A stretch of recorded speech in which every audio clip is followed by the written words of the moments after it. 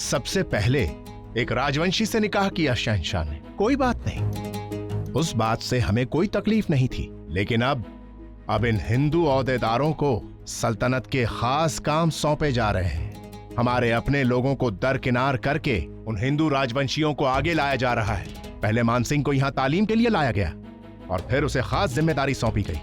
राजा भारमल, शहजादे भगवान दास, तेजवंत और अब टोडरमल। गैर मजहबी, गैर तहजीब के लोग ताकतवर होते हुए दिखेंगे। सजा फरमाया आपने। उन लोगों को सूबे दिए जा रहे हैं, जागीरें दी जा रही, और वो लोग जिन्होंने ताज जिंदगी इस सल्तनत को दी है, उन्हें दूर किया जा रहा है।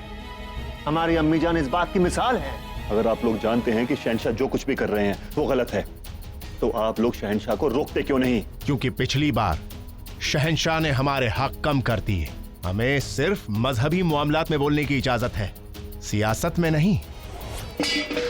इस सारी फसाद की जड़ वो अख्ता खान है। अगर उसकी मनमानी चलती रही ना, तो वो दिन दूर नहीं जब मुगल सल्तनत का नामो निशान इस दुनिया से मिट जाएगा।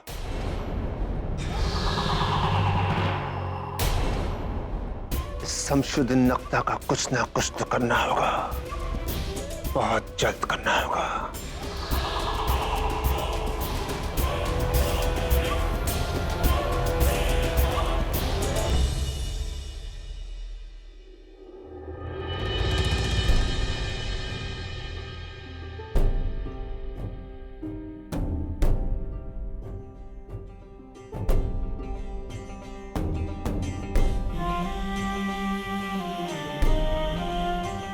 क्या आप भी हमारे लिए वैसे ही तड़प रही हैं जोधा बेगम जैसे हम तड़प रहे हैं? क्या आप भी इस चांद को देखकर हमें याद कर रही हैं?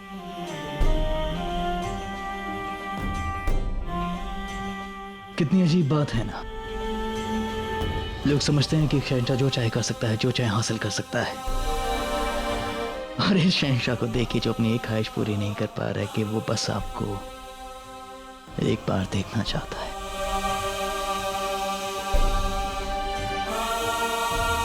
आदाब शहंशाह।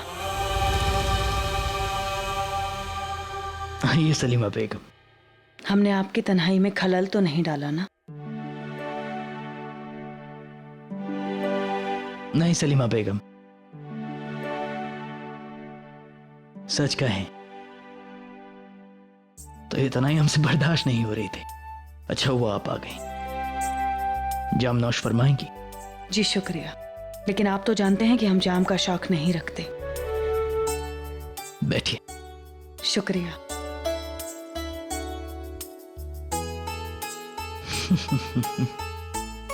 क्या अभी हमसे ये पूछने आई है कि हमने टोडरमल साहब को खजाने की जिम्मेदारी क्यों सौंपी, जबकि वो एक हिंदू हैं और शेरशाह सूरी के वफादार रह चुके हैं? बिल्कुल नहीं शहंशाह, जब आपने कोई फैसला लिया है तो जरूर सोच समझकर ही लिया होगा।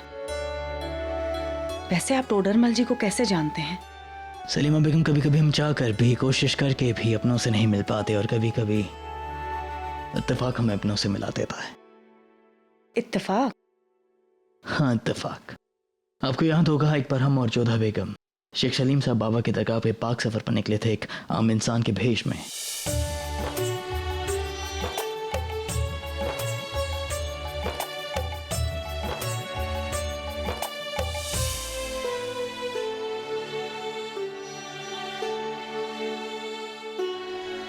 हमें तो बहुत आश्चर्य था दादी साहब, और थोड़ा सा भय भी। इतनी लंबी यात्रा, वो भी अकेले। परंतु शहंशाह, उन्हें तो जैसे कोई भय था ही नहीं। पता है दादी साहब, एक बार तो तीर्थ कर ना चुकाने के कारण हमें बंदी भी बना लिया गया था। कितनी विचित्र बात है ना, मुगल शहंशाह अपनी ही सल्तनत में अपने ही सैनिकों द्वारा बंदी बना लिए गए। क्या उन्हीं के सैनिकों ने उन्हें बंदी बना लिया? हाँ, भेष तो बदला हुआ था, कोई पहचान ही नहीं पाया। फिर क्या हुआ? होना क्या था सलीमा बेगम, जोधा बेगम के साथ की वजह से सब कट गया। चाहे जो भी मुश्किल हो, वो हर पल मुस्कुराती रही। बहुत कुछ सीखा हमने जोधा बेगम से।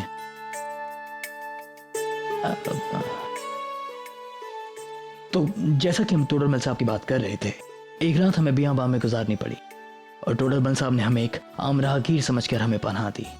फिर दादी साहब, उस रात्रि टोडरमल जी के घर पर डाकुओं ने आक्रमण कर दिया था, परंतु शहंशाह भी का रुकने वाले थे। सबसे भिड़ गए और अकेले ही सब पर भारी भी पड़े। पता है, अपने आप में स्वयं एक सेना की शक्ति रखते हैं वो। उस रात्रि तो टोडरमल जी भी उनके साहस को देखकर आश्चर्यचकित रह गए थे।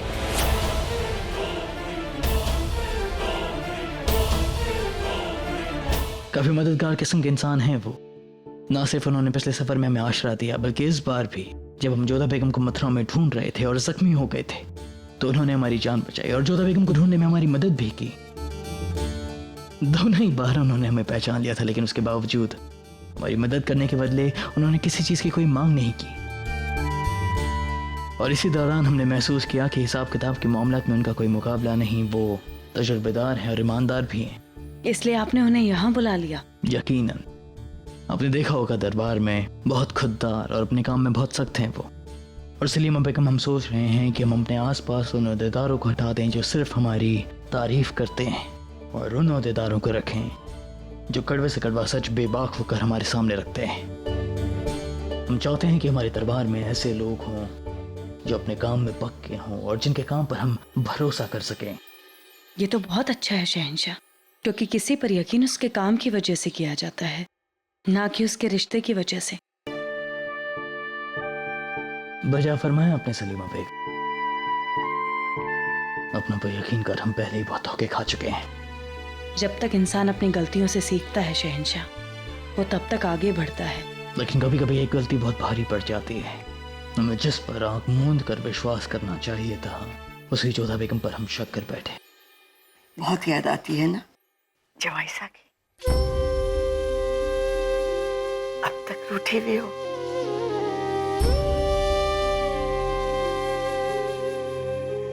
बात रूठने या मनाने की नहीं है, क्रोध या अहंकार की भी नहीं है। बात यह है कि जब हमने उन्हें अपने पति के रूप में स्वीकार किया, जब उनके मान सम्मान के लिए हम सब कुछ करने को तैयार है, तो हमारे सम्मान को उन्होंने इतनी ठेस क्यों पहुंचाई? हम पर संदेह क्यों किया?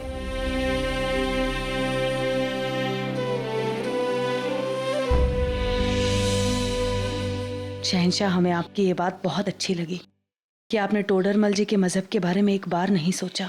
बेशक सलीमा बेगम, अक्सर मजहब और तहजीब इंसान में फर्क पैदा कर देती है, उन्हें एक दूसरे का दुश्मन बना देती है।